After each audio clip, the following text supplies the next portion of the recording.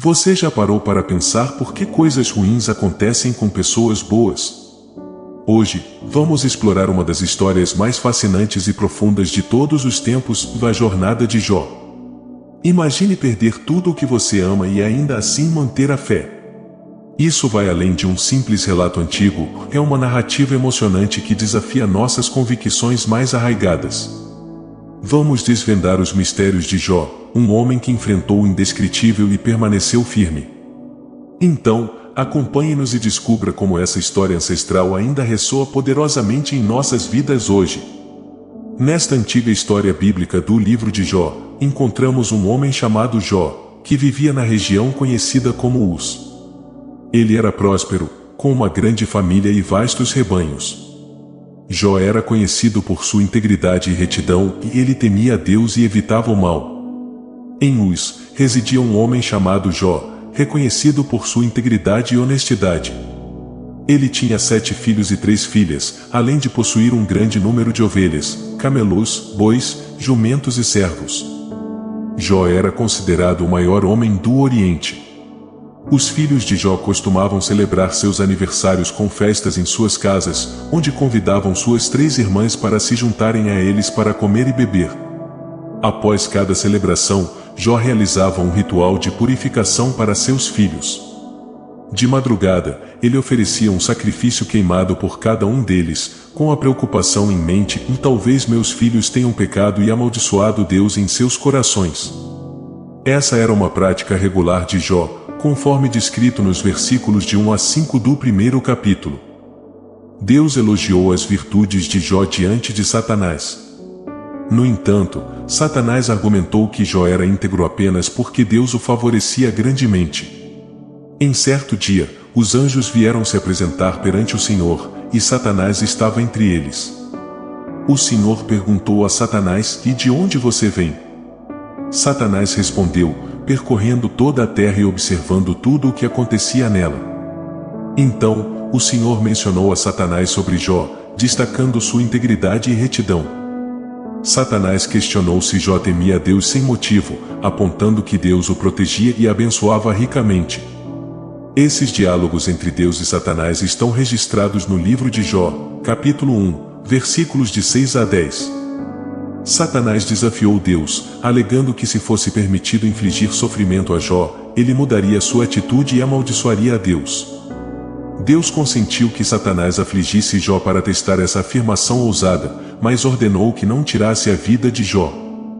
"Está bem", e disse o Senhor a Satanás, "e tudo o que Jó possui está nas suas mãos, mas não toque nele pessoalmente." Então, Satanás deixou a presença do Senhor. Estes eventos são relatados no livro de Jó, capítulo 1, versículos 11 e 12. Jó recebeu 4 notícias devastadoras em um único dia: suas ovelhas, servos e todos os seus 10 filhos foram mortos, seja por invasores, ladrões ou desastres naturais. Enquanto seus filhos e filhas estavam celebrando e se divertindo na casa do irmão mais velho, mensageiros chegaram trazendo as notícias trágicas. O primeiro mensageiro relatou que os sabeus atacaram, levando os bois e matando os servos. O segundo mensageiro contou que o fogo de Deus caiu dos céus, queimando as ovelhas e os servos.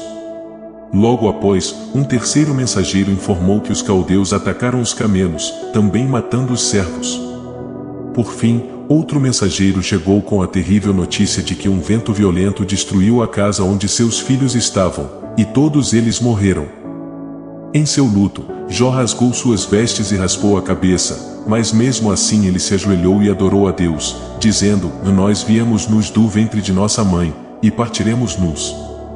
O Senhor nos deu, e o Senhor nos tirou, ou bendito seja o nome do Senhor." Apesar de toda essa tragédia, Jó não pecou nem culpou a Deus por nada. Mais tarde, Satanás retorna ao céu e Deus permite que ele teste Jó novamente. Desta vez, Jó é afligido com dolorosas feridas na pele.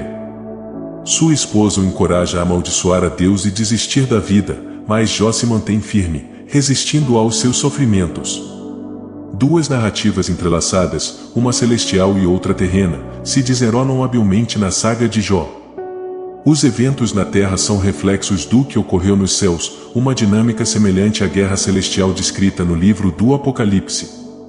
3 amigos de Jó, Elifaz, Bildad e Zofar, chegam para oferecer-lhe consolo, permanecendo em silêncio ao seu lado por 7 dias, orando o peso do seu luto. Ao falar no 7º dia, Jó inicia um diálogo profundo, expressando sua dor de maneira poética. Ele amaldiçoa o dia de seu nascimento, comparando a vida à luz e a morte à escuridão, desejando nunca ter existido. Seus amigos, por sua vez, tentam encontrar explicações para seu sofrimento, sugerindo que ele deve ter pecado para merecer tal punição. Jó, porém, não aceita essas conclusões. Ele se irrita com as palavras deles, chamando-os de médicos inúteis ou que tentam ajudá-lo com falsidades. Jó anseia por confrontar Deus diretamente, questionando por que ele julga com base em ações humanas quando sua sabedoria é tão vasta e misteriosa. A agonia de Jó o leva a buscar um mediador entre ele e Deus, alguém que possa testemunhar sua integridade. Ele acredita firmemente em um Redentor que defenderá sua causa nos céus. Apesar de sua dor, Jó mantém sua fé, buscando a sabedoria em temer a Deus e evitar o mal, mesmo quando enfrenta um destino injusto. Finalmente, Deus interrompe o diálogo divino após a primeira rodada. Após 36 pedidos de Jó para que Deus falasse com ele, seu desejo é concedido. E, em 2 ocasiões, Deus responde, envolvendo-se em uma tempestade, o que adiciona um toque de humor à cena. Deus lembra Jó de sua soberania como Criador de todas as coisas, destacando sua grandiosa obra no mundo e questionando se Jó poderia igualá-la. Ele então questiona se Jó está em posição de julgar, sugerindo que é presunção demais para um humano desejar explicações divinas. Jó, humildemente, reconhece sua insignificância diante de Deus, colocando a mão sobre a boca em sinal de silêncio. No 2º encontro, Deus não fala sobre si mesmo como Criador, mas sobre 2 de suas criaturas, o hipopótamo e o crocodilo, de maneira que parece quase humorística. Ele lembra a Jó que nem mesmo o mundo animal pode ser completamente compreendido pelo homem, muito menos os mistérios da vida e do sofrimento. O ponto central de Deus é claro, questionar seus desígnios é uma empreitada fútil. Jó, agora, percebe sua inadequação diante de Deus e se arrepende profundamente.